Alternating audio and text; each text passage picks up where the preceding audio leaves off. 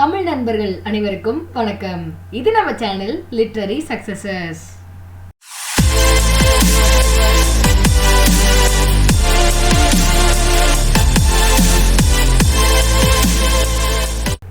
இந்த வீடியோல நம்ம பார்க்க போறது ப்ரீ-ராஃபலைட் அப்படின்ற ஒரு மூவ்மெண்ட்டை பத்தி.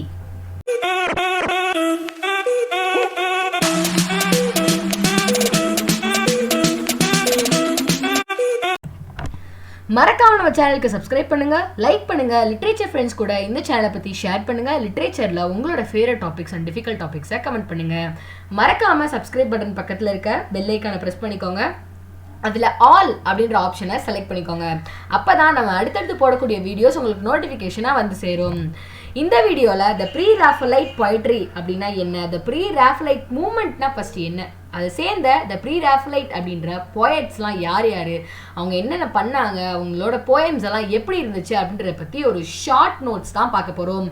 இந்த வீடியோ ரொம்பவே ஷார்ட்டாக இருக்க போது. அதே மாதிரி இந்த வீடியோவை ஸ்கிப் பண்ணாமல் கடைசி வரைக்கும் பாருங்கள். அப்போ தான் இதோட ஃபுல் இன்ஃபர்மேஷன் உங்களுக்கு கிடைக்கும்.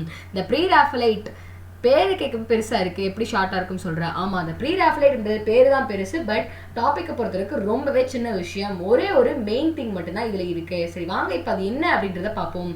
இந்த ப்ரீ-ராஃபலைட்ஸ் அப்படின்னா என்ன? இது ஒரு மூமெண்ட், ஆக்சுவலி இது ஒரு லிட்டரரி மூமெண்ட். இது எப்போ ஸ்டார்ட் பண்ண படிச்ச அப்படின்னா later part of 19th century, அதாவது எண்ட் ஆஃப் விக்டோரியன் ஏஜ்னு சொல்லலாம். லிட்ரேச்சரை பொறுத்தளவுக்கு ஒவ்வொரு ஏஜுக்கும் ஒவ்வொரு எண்டும் ஒவ்வொரு பிகினிங்கும் இருக்கும் அப்படின்னு நம்ம சொல்லுவோம்ல. அதே மாதிரி கிளாசிக்ஸ் அப்படின்றதோட எண்ட் அப்படின்னு பார்த்தோம்னா ரொமான்டிக்ஸ் அப்படின்றத எண்ட் பார்த்தோம்னா விக்டோரியன் ஏஜ். விக்டோரியன் ஏஜோட எண்ட் அப்படின்னு பார்த்தோம்னா இந்த ப்ரீ-ராஃபலைட் மூவ்மெண்ட் அப்படின்னு சொல்லலாம். விக்டோரியன் ஏஜோட எண்ட் அப்படின்னு சொல்றதை விட விக்டோரியன் ஏஜ்ல ஒரு சின்ன மாற்றத்தை உண்டு பண்ணுச்சு, ஒரு சின்ன புதுமையை கொடுத்துச்சு அப்படின்னு கூட இந்த ப்ரீ-ராஃபலைட் மூவ்மெண்ட்டை சொல்லலாம். ஓகே வாங்க, இந்த ப்ரீ-ராஃபலைட் மூவ்மெண்ட் அப்படின்றது என்ன? இப்போ ஒரு group of people later part of 19th century Victorian mode of பொயட்ரியை எதிர்த்து, அதாவது விக்டோரியன் ஏஜ்ல பொயட்ரியெல்லாம் எப்படி இருந்துச்சோ அதுக்கு அகெயின்ஸ்டா நடந்துக்கிட்டவங்கள த ப்ரீ-ராஃபலைட் போயட்ஸ் அப்படின்னும் அந்த மூமெண்ட்டை ப்ரீ-ராஃபலைட்டிக் மூமெண்ட் அப்படின்னும் சொன்னாங்க. சரி, விக்டோரியன் மோட் ஆஃப் பொயட்ரினா நல்ல விஷயம், அதையே எதுக்குறாங்க அப்படின்னா அவங்க எதுக்கலை, அதில் ஒரு புதுமையை கொண்டு வரணும்னு அவங்க ஆசைப்பட்டாங்க. சரி ஓகே, விக்டோரியன் மோட் ஆஃப் பொயட்ரினா என்ன? விக்டோரியன் ஏஜ் நம்ம ஏற்கனவே பார்த்த ஒரு வீடியோ தான். அந்த வீடியோட லிங்க்கை உங்களுக்கு டிஸ்கிரிப்ஷன்லேயும் காட்சி கொடுக்குறேன், போய் பாருங்கள். விக்டோரியன் ஏஜை பற்றி ஒரு சின்ன ஜிஸ்ட் உங்களுக்கு தெரிஞ்சிச்சு அப்படின்னா இது ரொம்பவே ஈஸியாக இருக்கும். விக்டோரியன் ஏஜில் மக்கள் எப்படி இருந்தாங்க அப்படின்னு பார்த்தோன்னா ரொம்பவே சுயநலவாதியாக, ஒரு மெட்டீரியலிஸ்டிக்காக, ஒரு மனசு சார்ந்த எந்த விஷயத்தையுமே இது பண்ணாமல், ஒரு ட்ரூத்ஃபுல்லாக இல்லாமல் ரொம்பவே டீக்ரேட் ஆகியிருந்தாங்க அப்படின்னு நம்ம கேள்விப்பட்டிருக்கோம். ஏன்னா அந்த ஏஜ் இண்டஸ்ட்ரியல் ரெவல்யூஷனாக இருக்கட்டும், கலோனியலைசேஷனாக இருக்கட்டும், அதே மாதிரி சைல்ட் லேபராக இருக்கட்டும், இந்த மாதிரி நிறைய சொசைட்டியை அன்சிவலைஸ்ட் பண்ண, அதாவது சொசைட்டியை நாகரிகமற்ற ஒரு விஷயமா மாறி போன ஒரு நிலை நம்ம விக்டோரியன் ஏஜில் தெரிஞ்சிச்சு. ஸோ எல்லா ரைட்டர்ஸும் எதை பற்றி எழுதுனாங்கன்னா சொசைட்டியை பற்றி, இண்டஸ்ட்ரியல் ரெவல்யூஷன், அதோட இம்பேக்ட், சைல்ட் லேபரை பற்றி, இந்த மாதிரி தான் நிறைய பேர் எழுத ஆரம்பித்தாங்க. ஸோ இதை நம்ம ப்ரீ-ராஃபலைட்ஸ் மாற்றணும் அப்படின்னு நினச்சாங்க. எது மூலமாக அப்படின்னு பார்த்தோம்னா ஒரு சென்சியஸ் கைண்ட் ஆஃப் பொயட்ரி கொடுக்கணும் அப்படின்னு ஆசைப்பட்டாங்க. சென்சியஸ் கைண்ட், அதாவது சென்சியஸ் சென்ஸ் அப்படின்னா நம்ம 5 சொல்லுவோம்: பார்க்கறது, கேட்கறது, நுகர்றது, டேஸ்ட் பண்ணுறது, தொடுறது அப்படின்னு சொல்லுவோம்ல. நம்ம ப்ரீ-ராஃபலைட்டிக் பொயட்ரி எல்லாம் எப்படி இருக்கும் அப்படின்னா இந்த மாதிரி 5 சென்ஸையுமே தூண்டுற மாதிரி இருக்கும் அப்படின்னு சொல்றாங்க. அதாவது இமேஜினேஷனையும் தாண்டி கனவு உலகம்னு சொல்கிறோம், அதான் இமேஜினேஷன். ஆனால் நினைவுலையே நம்மளால் வந்து அதை ஃபீல் பண்ணக்கூடிய ஒரு ஃபென்டாஸ்டிக்கான ஒரு ஃபீலிங்கை நம்ம ப்ரீ-ராஃபலைட்டிக் பொயட்ரி கொடுக்கும் அப்படின்னு சொல்கிறாங்க. அதுதான் அதோட மெயின் எய்ம் அப்படின்னு சொல்கிறாங்க. இந்த ப்ரீ-ராஃபலைட்டிக் பொயட்ரி அப்படின்றது ஏன் வந்துச்சு அப்படின்னு நம்ம பார்த்துட்டோம். ஓகே, இந்த ப்ரீ-ராஃபலைட்டிக் மூவ்மெண்ட் எப்படி வந்துச்சு அப்படின்னு பார்த்துட்டோம். பொதுவாக இந்த ப்ரீ-ராஃபலைட் அப்படின்றதுக்கு என்ன அர்த்தம், எதுக்கு இவ்வளோ பெரிய பேர் வைக்கணும் அப்படின்னு கேட்டிங்கன்னா 16th century சேர்ந்த ரஃபேல் அப்படின்னு ஒரு பெயிண்டர் நம்ம கேள்விப்பட்டிருப்போம், ரினசன்ஸ் பெயிண்டர்.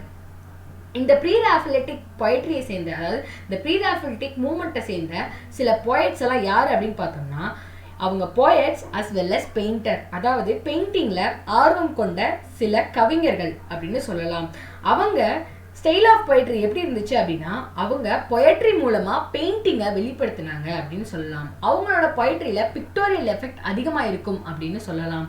அதாவது நம்மளால மனக்கண்லேயே படம் வரைஞ்சு பார்க்க முடியும் அவங்களோட பெயிண்டிங்கை படிக்கும்போது அப்படின்னு சொல்லலாம். அவங்களோட மெயின் எய்ம் அப்படின்னு பார்த்தோம்னா ரஃபேல் ஃபாலோ பண்ண அந்த பெயிண்டிங் ஸ்டைலை விக்டோரியன் ஏஜில், அதாவது 16ஆம் நூற்றாண்டில் இட்டாலியில் ரஃபேல் யூஸ் பண்ண அந்த பெயிண்டிங் ஸ்டைலை 19ஆம் நூற்றாண்டின் விளிம்பில் விக்டோரியன் ஏஜை சேர்ந்த மக்களுக்கு, இங்கிலாந்து மக்களுக்கு அவங்க திருப்பி கொண்டு வரணும் அப்படின்னு ஆசைப்பட்டாங்க. அப்படி ஆசைப்பட்டதை எப்படி பெயிண்டிங் எல்லாராலையும் பெயிண்ட் பண்ண முடியாது, ஆனால் இமேஜினேஷன் அப்படின்றது எல்லாராலையும் பண்ண முடியும், எல்லாராலையும் பொயட்ரியை படித்து தெரிஞ்சுக்க முடியும். அப்படின்றதுனால இவங்க என்ன பண்ணாங்கன்னா ஒரு ஃபியூஷன் கிரியேட் பண்ணாங்க. பொயட்ரி ப்ளஸ் பெயிண்டிங் அப்படி ஒரு ஃபியூஷனை கிரியேட் பண்ணாங்க. பொயட்ரி ப்ளஸ் பெயிண்டிங் அப்படின்ற ஃபியூஷனை தான் நம்ம ப்ரீ-ராஃபெலிட்டிக் பொயட்ரி அப்படின்னு சொல்கிறோம். இந்த ப்ரீ-ராஃபெலிட்டிக் பொயட்ரி அப்படின்னு பேர் வந்ததுக்கு காரணம் ரஃபேல் அப்படின்னு சொல்கிறாங்க.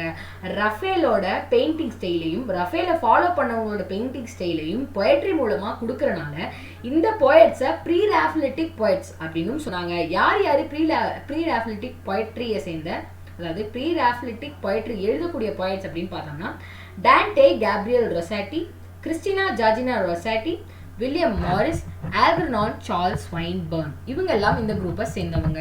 சரி, எப்படி ஸ்டார்ட் ஆச்சுன்னு பார்த்தோம்னா 1848 first group of English artist, Dante, Gabriel Rossetti, William Holman Hunt, John Millais, இவங்கெல்லாம் சேர்ந்து ஒரு ஆர்கனைசேஷன் ஸ்டார்ட் பண்ணுறாங்க. அந்த ஆர்கனைசேஷன் பேர் தான் ப்ரீ-ராஃபெலைட் பிரதர்ஹுட் அப்படின்னு. அவங்களுக்கு என்ன வேணும் அப்படின்னு பார்த்தீங்கன்னா 16th செஞ்சுரியில் இருந்த அந்த பெயிண்டிங் ஸ்டைலை மக்களுக்கு அவங்களோட பொயட்ரி வடிவமாக கொடுக்கணும்னு ஆசைப்பட்டாங்க. அதாவது பொயட்ரி ஸ்டைலை கொஞ்சம் சேஞ்ச் பண்ணணும், ஆனால் மக்களுக்கு அது உபயோகரமாக இருக்கணும், மக்களுக்கு அது ப்ளஷரை கொடுக்கணும் அப்படின்னு ஆசைப்பட்டாங்க. அப்படி ஆசைப்பட்டனால தான் அவங்கள ப்ரீ-ராஃபெலிட்டிக் பிரதர்ஹுட் அப்படின்னு நம்ம கூப்பிட்டோம். அவங்க எழுதின பொயட்ரியை ப்ரீ-ராஃபெலிட்டிக் பொயட்ரி அப்படின்னு சொன்னோம். இவங்க இதை ஒரு லிட்ரரி மூமெண்ட் அப்படின்னு சொல்கிறாங்க. இந்த லிட்ரரி மூமெண்ட் மெயினாக யாரால் ஸ்டார்ட் பண்ணப்படுச்சுன்னா டான்டே, கேப்ரியல் ரொசெட்டி.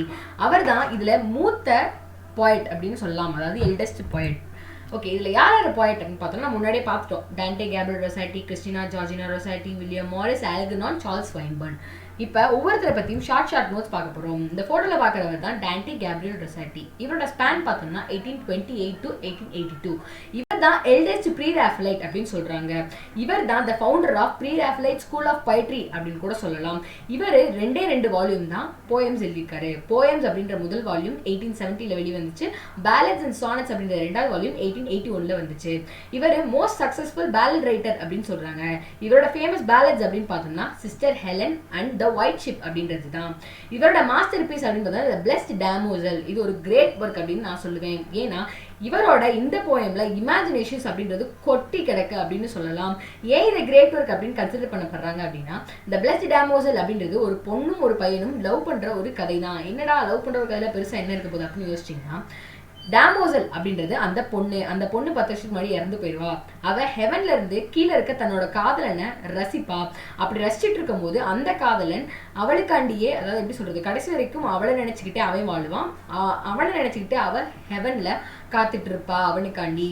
அப்போ அவ மேல இருந்து கீழோகத்தை, அதாவது அவளோட காதலனை பார்த்து ரசிச்சுட்டு இருக்கும்போது காதலன் நினைப்பான், கடவுளே என்னை எப்படியாவது கொண்டு போயிடு, அவள் இல்லாமல் என்னால் இருக்க முடியல, ப்ளீஸ் என்னை கொண்டு போயிடு அப்படின்னு அவன் வருத்தப்பட்டு அழுவான். அதை மேலே இருந்து காதலியான டேமோசல் அப்படின்ற அந்த பொண்ணு பார்க்கும்போது அவளுக்கும் என்ன தோணும் அப்படின்னா, உன்னை நான் சீக்கிரம் கூப்பிட்டுக்க மாட்டேன், கடவுள்கிட்ட சொல்லி உன்னை சீக்கிரம் நான் கூப்பிட்டுக்க மாட்டேன், ஏன்னா உனக்கு முடிக்க வேண்டிய வேலை நிறைய இருக்குது, ஆனால் எனக்கு தெரியும் நான் இல்லாமல் உன்னால் இருக்க முடியாது, நீ இல்லாமல் என்னால் இங்கே இருக்க முடியல, அதனால் உன் வேலையை எல்லாத்தையும் முடிச்சுட்டு இங்கே வந்து சேரு, அது வரைக்கும் நான் வெயிட் பண்ணுறேன் அப்படின்னு சொல்லி கண்ணீர் விடுறாங்க. அப்படி கண்ணீர் விடுறது மேல இருந்து ஒரு மலை துளியா இவருக்கு மேல படுது.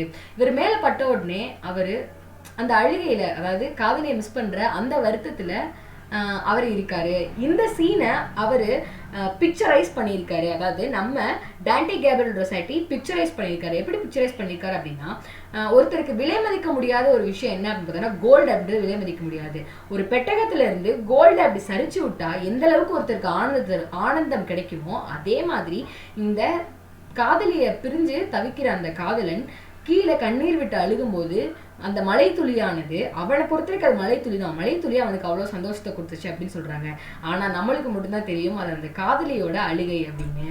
ஸோ இதை கேட்கும் போதே உங்களுக்கு அதை படிக்கணும் அப்படின்னு தோணிருக்கும்னு நினைக்கிறேன். ஆனால் எனக்கு அந்த அளவுக்கு சொல்ல தெரியல. கண்டிப்பாக இந்த பிளஸ்ட் டேமோசல் அப்படின்றத ஒரு தனி வீடியோவில் ஃபுல்லாக இதை பற்றி லைன் பை லைன் சம்மரி நம்ம பார்ப்போம். இப்போ இந்த வீடியோக்குள்ளே வந்துடலாம். ஸோ இந்த மாதிரி ஒரு ஒரு பொயட்ரியை முழுசாக பிக்சரைஸ் பண்ணக்கூடிய ஒரு திறமை அப்படின்றது டான்டே கேப்ரியல் ரொசெட்டி இருந்துச்சு. அந்த திறமையை தான் ப்ரீ ராஃபெலிட்டிக் ஸ்கூல் ஆஃப் பொயட்ரியை ஸ்டார்ட் பண்ணுறதுக்கான ஒரு ஊண்டுகோலாக இருந்துச்சு அப்படின்னு சொல்கிறாங்க. டான்டே கேப்ரியல் ரொசெட்டி ஒரு சென்சியஸ்னஸ் அண்ட் பேஷனேட் பொயட் அப்படின்னு சொல்கிறாங்க. இவரோட பொயட்ரியில் மோஸ்ட்லி பிக்டோரியல் எஃபெக்ட் அதிகமாக இருக்கும் அப்படின்னு சொல்கிறாங்க. அடுத்து கிறிஸ்டினா ஜார்ஜினா ரொசெட்டி. இவங்களோட ஸ்பேன் அப்படின்னு பார்த்தோம்னா 1830 to 1894. இவங்க யாரும் கிடையாது, இவங்க அந்த டான்டே கேப்ரியல் ரொசெட்டியோட யங்கர் சிஸ்டர். இவங்க அவர் கூட கொஞ்ச நாள் இருந்திருக்காங்க. ஆனால் மோஸ்ட்லி இவங்க வந்து லண்டனில் தான் இருந்திருக்காங்க. இவங்களோட மோஸ்ட் ஆஃப் தி பொயட்ரி வந்து லிரிக்கலாக இருக்கும். ஆனால் நம்ம டான்டே கேப்ரியல் ரொசெட்டியோட போயம்ஸ் பார்த்தோம் அப்படின்னா டிஸ்கிரிப்டிவாக இருக்கும், அதாவது வர்ணனைகளோட இருக்கும். இவங்களோட பொயட்ரியில் லிரிக்கல் அப்படின்ற விஷயத்த ரொம்ப அழகாக பார்க்க முடியும். ஒரு லிரிக் அப்படின்னா இவங்கள மாதிரி தான் இருக்கணும் அப்படின்னு சொல்கிற அளவுக்கு இருக்கும்.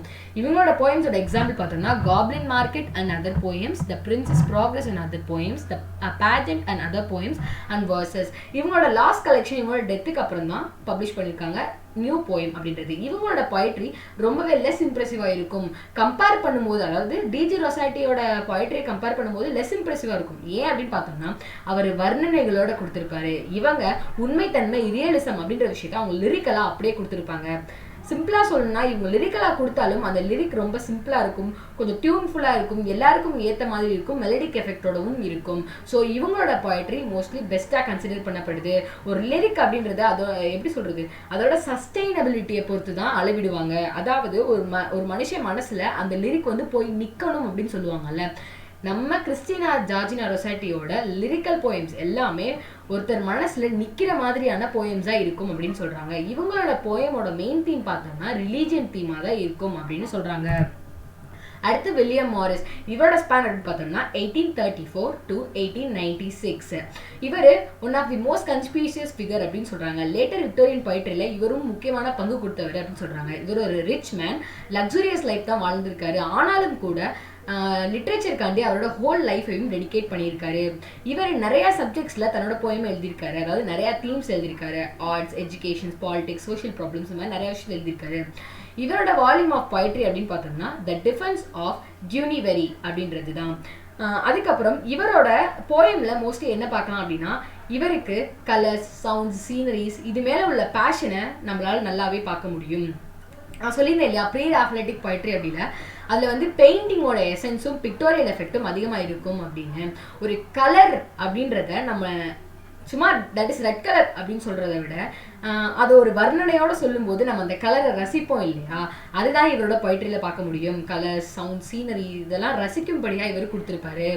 இவரோட இன்னொரு ப்ரீ-ராஃபெலிட்டிக் ஐடியாலஜின்னு சொல்கிறோம்ல, அதாவது பிக்டோரியல் எஃபெக்ட் இருக்கணும், இந்த மாதிரி பெயிண்டிங்கை பற்றி நிறையா சொல்லியிருக்கணும், மக்களுக்கு வந்து ப்ளஷர் கொடுக்க வேண்டியது இருக்கணும், இதெல்லாம் அதோட அப்ஜெக்டிவ்ஸ்.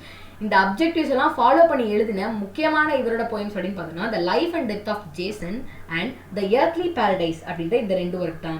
இவர் ரொமான்சஸ் கூட எழுதியிருக்காரு. அந்த ரொமான்சஸ் எல்லாம் நார்ஸ் மித்தை பேஸ் பண்ணி தான் இருக்கும்.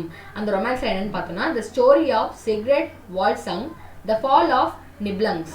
அதுக்கப்புறம் இவரோட பொயட்ரியில் மோஸ்ட்லி சார்ஸோட இன்ஃப்ளூயன்ஸும் அவரோட சோஷியலிஸ்டிக் ஐடியலிசமும் அதிகமாக இருக்கும்.